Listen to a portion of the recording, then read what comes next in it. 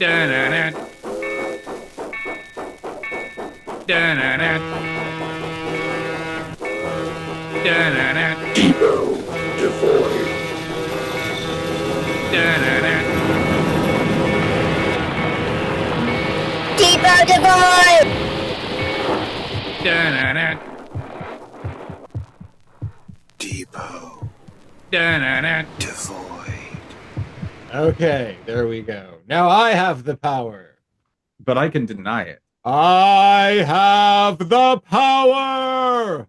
But I'm like Lady Grayskull in this Cringer, business. are you not going to become the mighty battle cat? Not today. God damn it, Cringer. Yeah, no, pretty sure that Cringer wants to be like, oh no, I'm a little cat. Oh. I apropos of nothing, I inadvertently memorized that whole He-Man sequence when you and Ian used to watch it all the time, and it stuck in my head forever. And somehow it came up uh, in I on more than one occasion working at the Kobos Company in Lloyd Center in Portland, the first coffee place I ever worked in.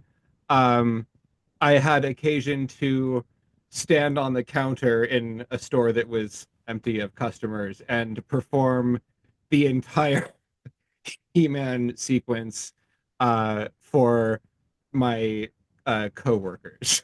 I don't know why that happened, and I'm sure I just wanted an excuse, but it did happen, and it was beautiful. More than likely, you were probably like, hey, you guys, you want to see me do this? Please, please watch me. Watch me. I am Adam. Yes, Yeah. any excuse to do that. I have not, I haven't thought of that in a long time, but I probably still know the whole thing. Do you remember? Maybe you never noticed. You probably didn't because you probably weren't watching He-Man, which I didn't really particularly care for, aside from the fact that Ian was watching it and I wanted to hang out. But every time Prince Adam would turn that stupid cat into Battle Cat, when I was up until I was maybe 6, 7 years old, I would cover my ears and run away before the cat would go.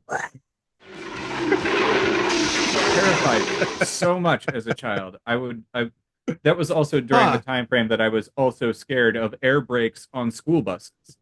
Okay. They freaked me Interesting. out, man.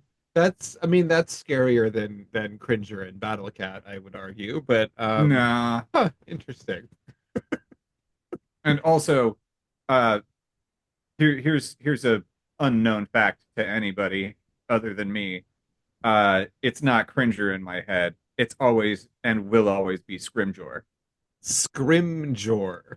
Yes. Is that how you misheard it the first time? Yes, and that's also what I call my cat when she yells at me. Nice. She is Scrimgeour. Yeah, I remember that not being a very good show. That was Yeah. No. I feel like that was the most of all of the obvious toy commercial shows, that was the most obvious. And I feel like even the target audience was fully aware that the entire relationship between the viewer and the show was transactional, and you were meant to watch only to get a list of what you needed to buy at the store. Yeah, and they also didn't do a good job of ever adding anything new to it other than like adding things to the toys that didn't exist in the show, like battle damage. I remember that series of yeah, where they had like three stages of chest. That was, Yes. I mean, the the toy designs were kind of neat, you know? No. But I didn't want them, and I it was more obvious with those toys than with any others in my memory, that these were all essentially the exact same toy with Yeah. The different thing colors is, and minor changes.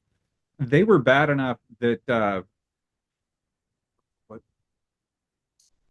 the clicky viewer, The Viewmaster?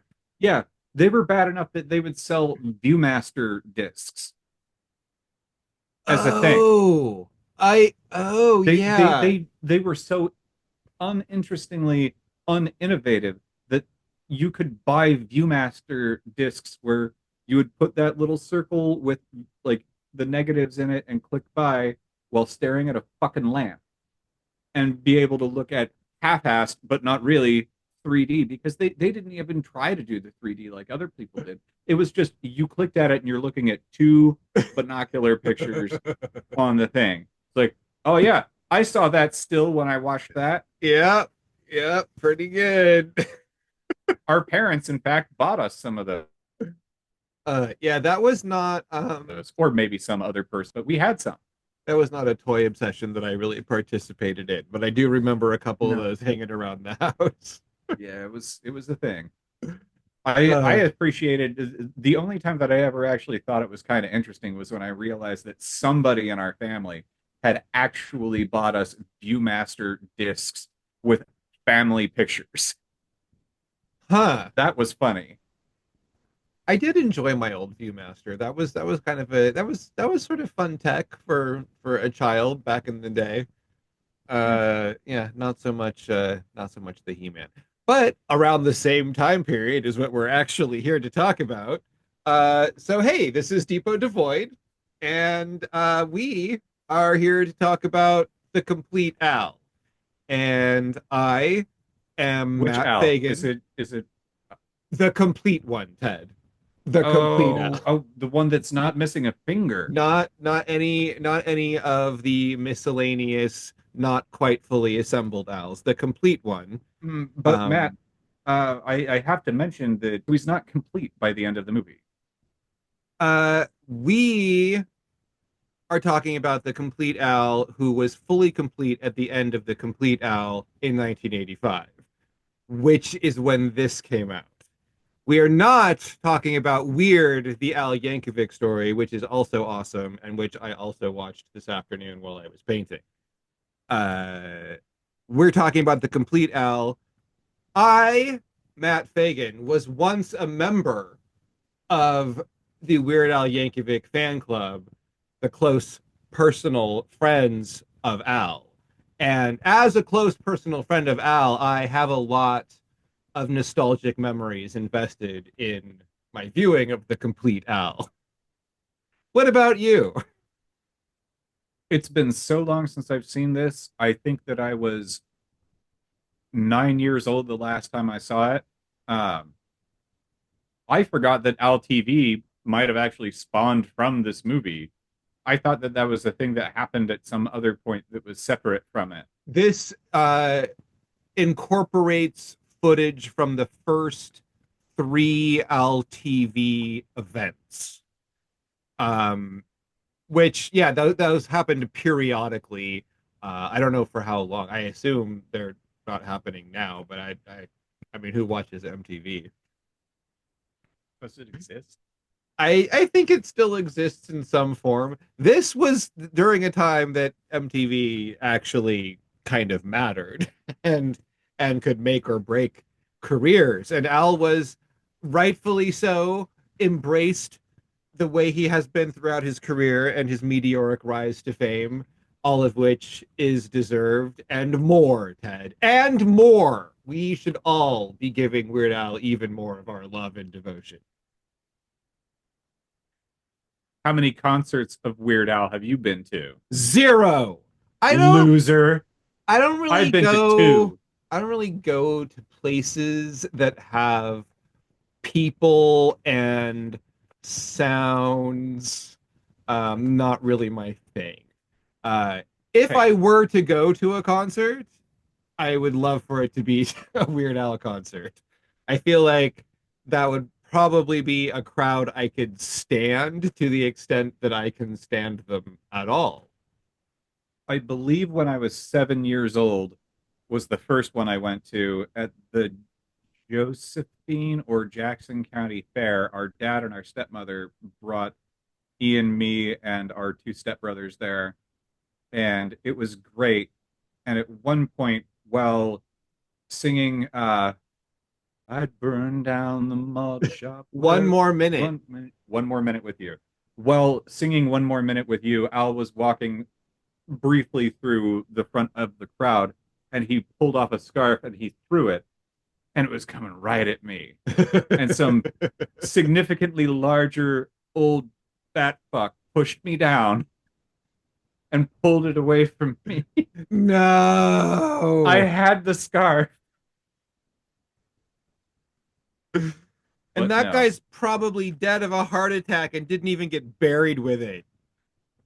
Probably not. He probably threw it away that night, whereas I would have gone to it. Oh, what a dill hole. I know. I love that song. Actually, the one and only time that I have ever done karaoke, which was a going away party for my old boss at the comic book store, the song that I sang was One More Minute. It's a great song. It's actually super one fun. of my favorites. I love it. I absolutely love it. It's a great song. And it's part of this movie. It's true. This is a really fun little thing to revisit. There is some stuff about the Compleat Al that does not hold up real well. But overall, I mean, even if I didn't have the nostalgia factor of having watched this in the 80s, I feel like I would probably still enjoy it pretty well. This was a mockumentary at a time when mockumentaries were not really a huge genre. This is like 1 year out from This Is Spinal Tap. Yeah, it's a low-key little deal. It serves largely as a vehicle for 8 music videos. They are the all, I believe, the music videos that existed yet at the time in 1985 when this was released. And around that, we tell a partially real and often fictional version of Weird Al's life story. And this is a picture taken from the second Weird Al concert that I went to, where my youngest child was riding my shoulders for like 3 hours, and I was so sore for days. But I wanted him to be able to get the best view. So Vincent rode my shoulders like a champion and had a great time. I'm sure as he was totally about the worth same it. age. Yeah. You can't That's fuck around. You might get hurt, but it's worthwhile because that's Weird Al at the prime age to appreciate him being my age and Vincent's. Yes, that is true, but also I feel like Al is one of those few acts that you can literally say is all ages. You know, 100%. I think that he appeals to a broad spectrum of listeners and viewers. He has a unique body of work that it's overall very clean and acceptable for pretty much anybody, and not in a way that feels artificial and curated or like he is holding back. It's just, this is the natural way that he has chosen to be as an artist. And I think that leads to, I mean, he's aware of his audience. He knows that there are kids as part of his audience. And so certainly as time has gone on, he's been more deliberate about like, okay, we're not going to do this type of thing or that type of thing because I'm a role model. That's why he does things like he like turned down beer ads and that sort of stuff that he was offered, because he knew that he was seen as a role model for kids and he wasn't going to sully that, which I think was really cool. but as an artist and in the work that he's putting out there, it's just he's a funny guy, and he's not really interested in being a funny guy in a dirty way. Like, that's just not who he is. And sometimes with some performers that's annoying. and and with Al, it's just more of it feels open, it just feels like inviting to everybody. And he also does things in a interesting, timely motion or way anyway, where he'll look at something and be like, "Well, I have to do a parody of this now because it's obviously a poignant one that needs to be adapted into something that is going to be timely." But he'll also sit on something and be like, "I know that other people are going to do a parody of that, but I can wait 3 or 4 years. I don't have to make that my thing right now." And he can come at it later, and honestly, sometimes those hit the best. Well, and he has just continued to evolve as a performer. He's also, I mean, one of the things that makes his entire career work is that he is also like a really talented musician and Yeah, is surrounded by other really talented musicians. Like, this isn't still the same guy that was taping demos in a bathroom and mailing them to the Dr. Demento show. Like, he's a really talented guy, and he's been able to evolve with the times and continue to be a relevant part of the music industry, uh, because what he does is weirdly timeless. Even yeah. though you would think that parody songs would, in most cases, stop being relevant really quickly. But but somehow, like, he is super good at picking the right vehicles, and they just somehow continue to thrive. And a lot of times, they persist long after the originals. It's true, and also even as a performer, as he's aged, he still is in his 60s really capable of doing like fast costume changes to keep his concerts going on. It's and I don't know if anybody else cares much about that, but I mean, there's a lot of costume changes I have for the I have heard that. Yeah. yeah, yeah. I It's Yes. quick, it's fast paced. He does it really well. He keeps the show going quickly, and also for being in his 60s, he can do some serious high kicks. It's always seemed super healthy. Yeah. I mean, now that he's no longer working in the nasal decongestant factory. Well, I mean, that's not meaning that he's not healthy. It just means that he passes out and sometimes wakes up with extra energy. It depends on the kind of nasal decongestion he's doing. So, do you remember when you became aware of Weird Al, or has he just always been there? From my recollection, when I was 4 years old, our dad went to Fred Meyer in Coos Bay and heard some song playing while he was walking through the electronic department, and he thought it was really, really funny and asked what it was, and then bought a cassette and brought a cassette tape back. This could be not correct, but that's something that I remember from when I was Huh. little. And then we started listening to Weird Al at that point, and I'm pretty sure that we all just got pretty engrossed in it, except Interesting. for perhaps our mother, who didn't particularly enjoy it.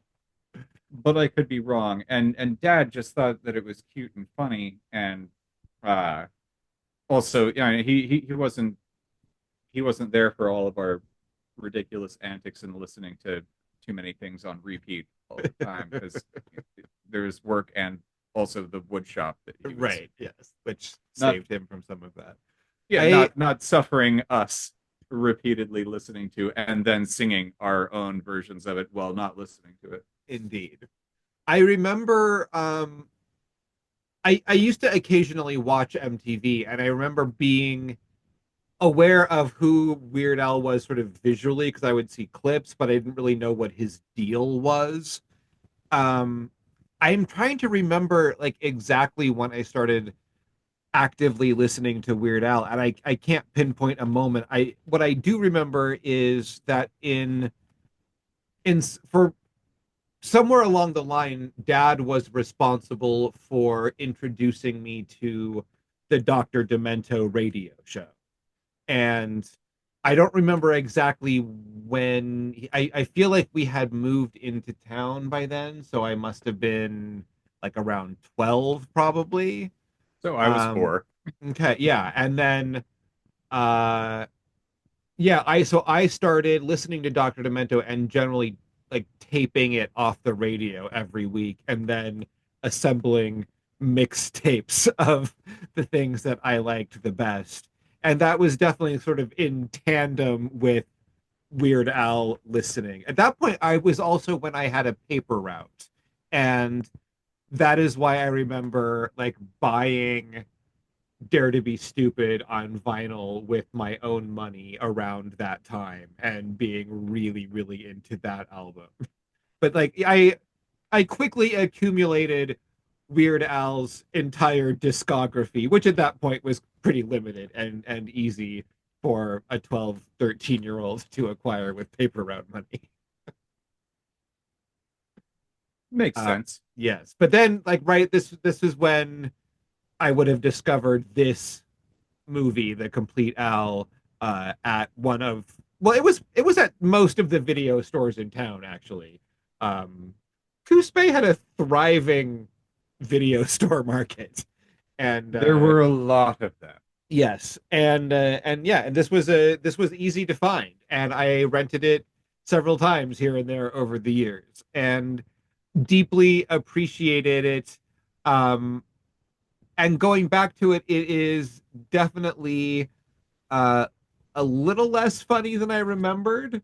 And there are some parts that dragged a little It's bit. really dry. Uh, but it's like but it's good. Like I feel there are things about it that I appreciate conceptually more than I actually enjoy in their comedy now. Like it's just kind of aged a little bit.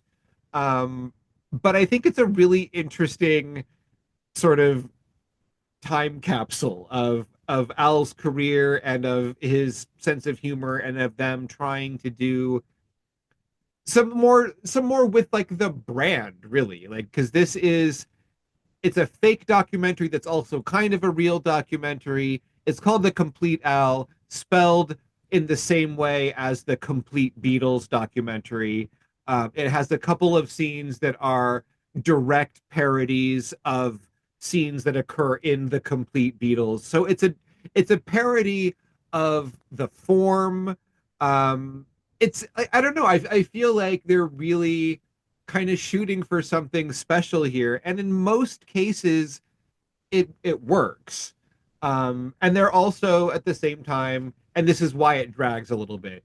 They are clearly trying to use this as an opportunity to uh, kind of put it all together. This is the complete Al. They're putting out like this is really all of the shit that we have done so far. So let's put it right. These are all of our music videos. Here's some cool concert footage. Here is some funny shit that's parodying another documentary, which works because the Complete Beatles was like one of the few documentaries that really everybody saw. So it was It is the thing. yeah, it was possible to parody a feature documentary in that moment and actually have it kind of land comedically, which it probably doesn't as much anymore. But then when you have like the LTV stuff is fun, but it doesn't feel like it necessarily belongs in the pretend narrative that we're putting together. Right. Um, and then there's that state of shock thing that Puts happens. you in a state state of It's shock. Da, da, da, da, da, yeah.